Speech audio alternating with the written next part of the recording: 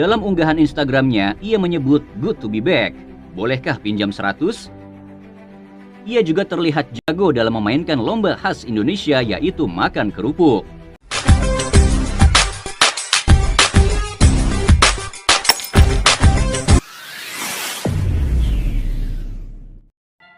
Assalamualaikum dan salam persaudaraan guys. Oke, hari ini saya ingin mereaksi terkait dengan pemain ini, yaitu Sandy Walsh.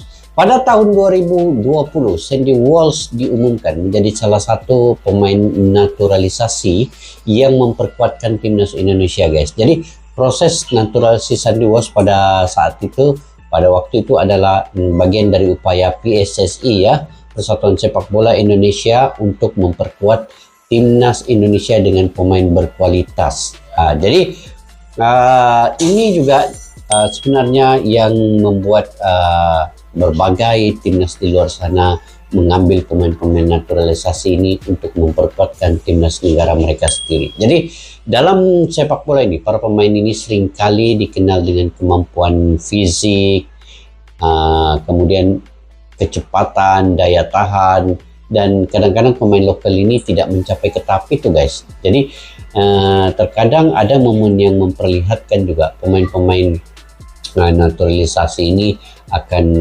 menjadi semangat, menjadi motivasi kepada pemain lokal untuk lebih berdaya maju. Jadi ini juga salah satu momen di mana kedatangan Sandy Walsh ini, seorang pemain yang menunjukkan bahwa sepak bola di Indonesia ini bukan sekadar hanya bermain sepak bola, tetapi perlu kepada pemikiran, mentalitas, dan juga emosi. Jadi Sandy Walsh ini menjadi salah satu pemain naturalisasi yang diharapkan dapat memberikan kontribusi ya kepada peningkatan level timnas Indonesia di peringkat antarabangsa. Jadi kemampuannya ini sebagai back yang solid, berpengalaman bermain di Eropa, menjadi nilai tambah pada timnas itu. Jadi ketika Sandy Walsh ini menggambarkan bahwa sepak bola ini melibatkan lebih banyak elemen-elemen selain di lapangan, tetapi ia adalah cerita tentang bagaimana sepak bola ini adalah perpaduan antara fisik, mental, dan kadang-kadang momen-momen di luar lapangan itu. Interaksi dengan masyarakat juga, ini yang membuktikan hal ini sangat mempesona dan sebagai satu pengajaran kepada kita di luar ini guys. Jadi yuk kita simak dulu bagaimana detik-detik saat Sandy Walsh ini tunjukkan bahwa sepak bola ini tak melulu isinya hanya lari doang, tetapi juga terkait dengan persekitaran di luar sana itu. Bagaimana hubungan dengan masyarakat juga. Oke, yuk guys kita simak video ini daripada channel Icam Sport ya. Pada yang baru ketemu channel ini, kalian boleh subscribe, like, share, dan komen juga. Mari kita simak video ini.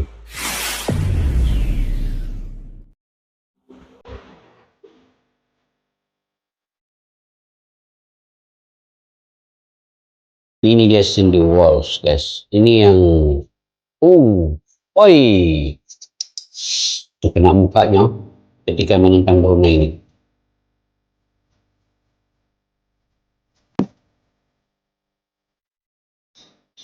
Ini adalah sebuah kisah tentang anak muda yang bermimpi untuk membela tanah kelahiran leluhurnya. Tanah kelahiran sang kakek, yaitu Indonesia. Sang kakek.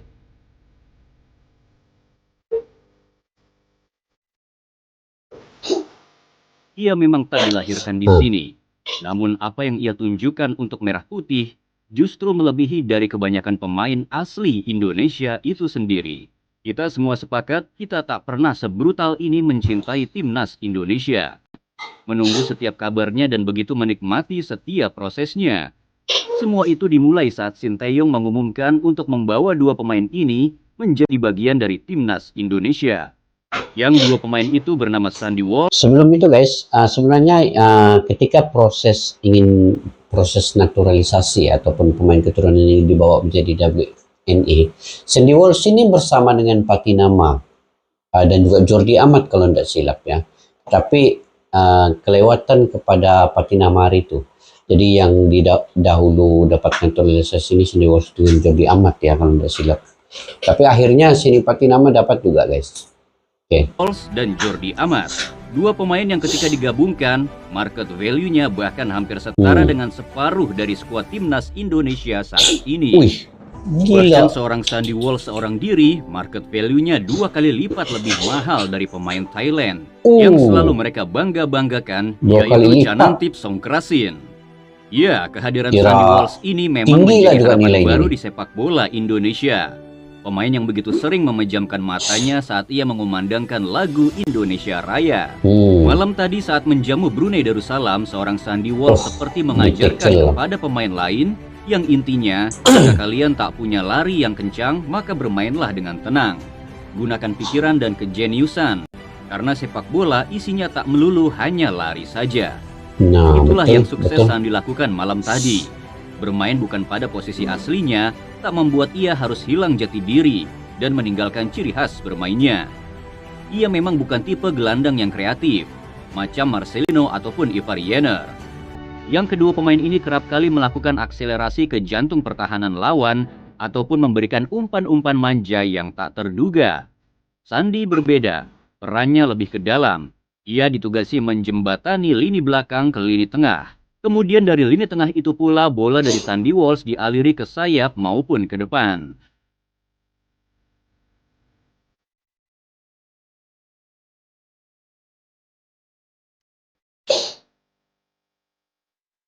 Cantik kok tiki-takanya. 1-2 oh.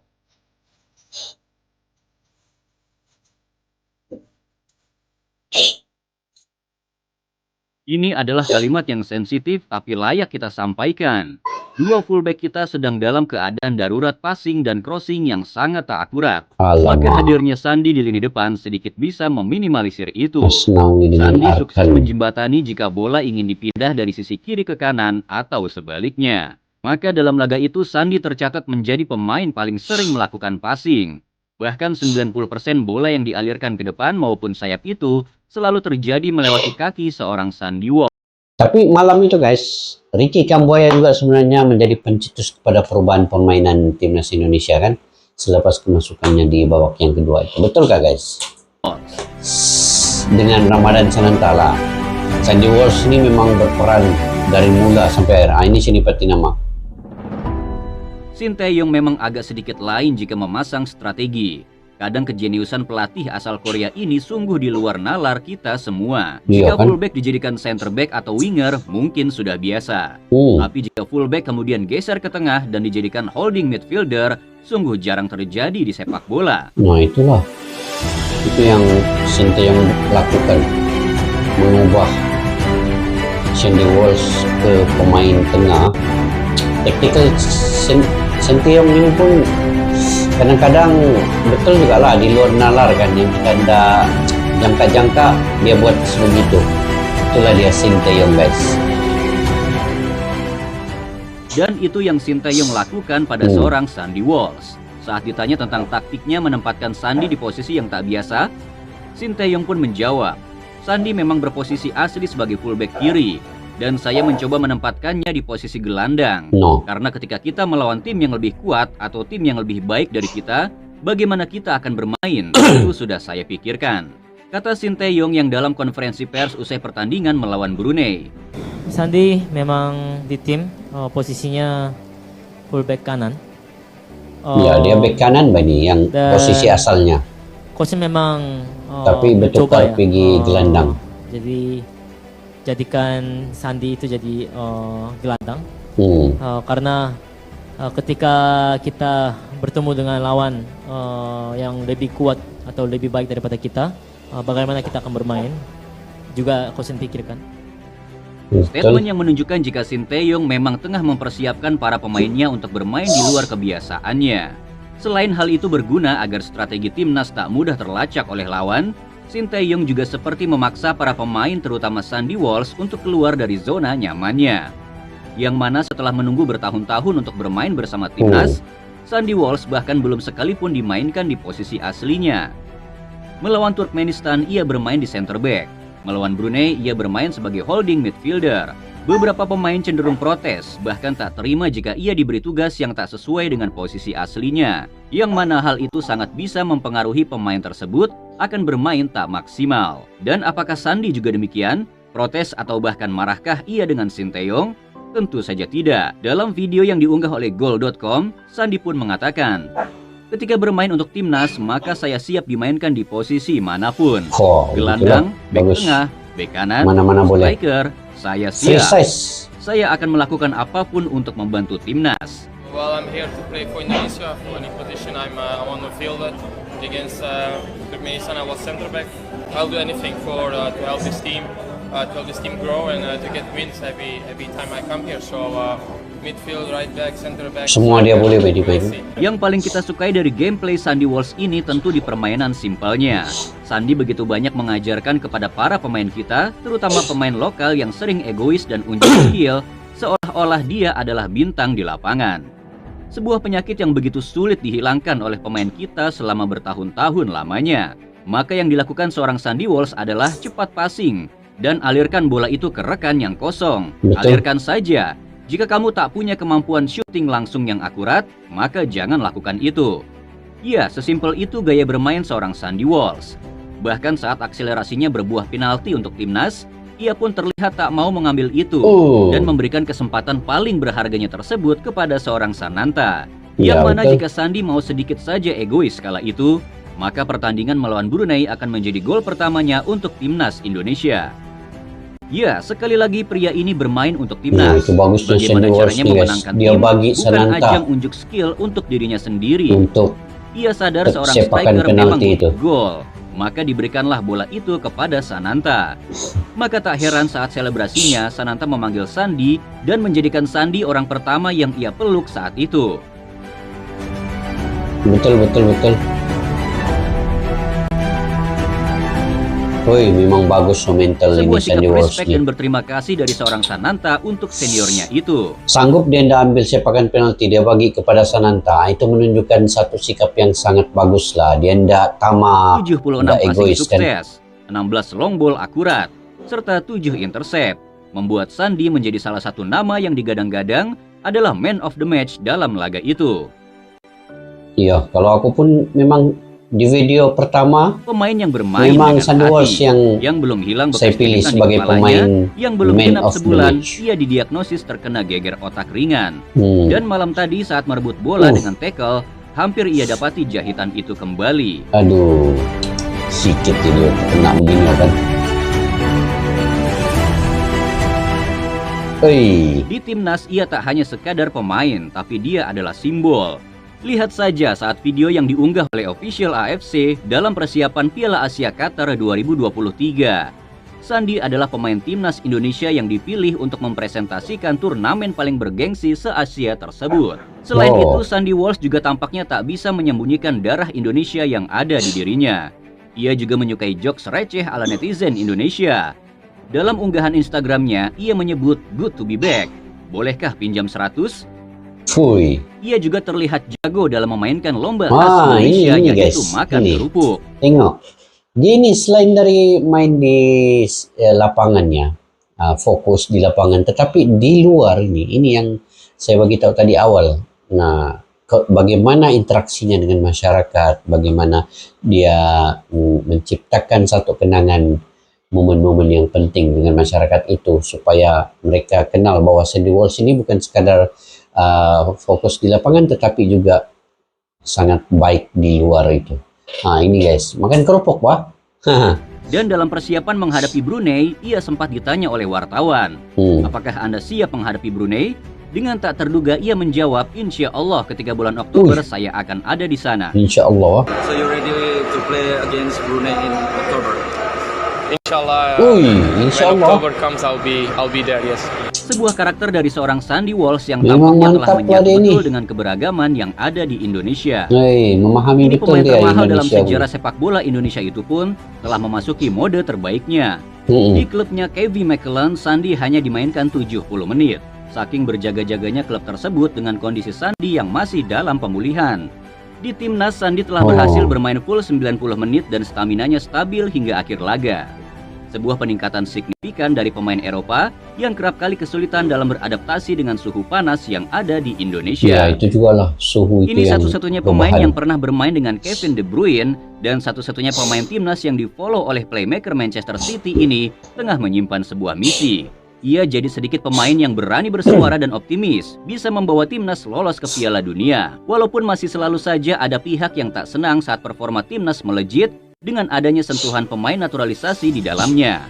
Namun ada satu statement berkelas dari seorang legend yaitu Bambang Pamungkas tentang proyek naturalisasi yang digalakan oleh Sinteyong. Oke, mana Bambang Pamungkas? Bagi saya, mau itu lokal, mau itu asing, atau bahkan dari planet lain sekalipun, selama dia membawa nama bangsa dan negara Indonesia dan berhasil mengharumkannya dengan prestasi, maka wajib hukumnya bagi kita untuk memberikan dukungan dan apresiasi yang setinggi. Betul.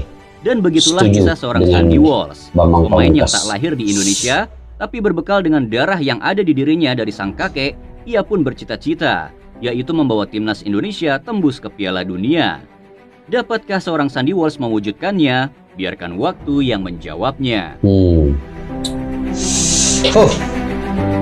Mantap penceritaan Sandy Walsh nih guys. Kita akan ulas. Oke guys, salut dengan pemain ini, Sandy Walsh. Sebenarnya semua pemain keturunan yang ada di Indonesia ini pun punya satu karakter dan cara permainan yang sebenarnya dia membina pemain-pemain lokal. Kalau macam Sandy Walsh ini guys, dia punya cara permainannya. Dia bermain dengan simple. Dia suka passing cepat, tidak terlalu egois membawa terlampau bola itu sampai terlalu lama. Dia cepat memassing dan mempunyai ide-ide yang baik ketika melihat di mana bola itu perlu dialirkan. Jadi itu yang bagus kepada Sandy Walsh. Selain daripada selalu passingan yang akurat, cepat, dan juga dia boleh bermain di mana-mana position pun sekalipun, di back tengah ketika bermain dengan perlawanan persahabatan kan dia bermain di back tengah.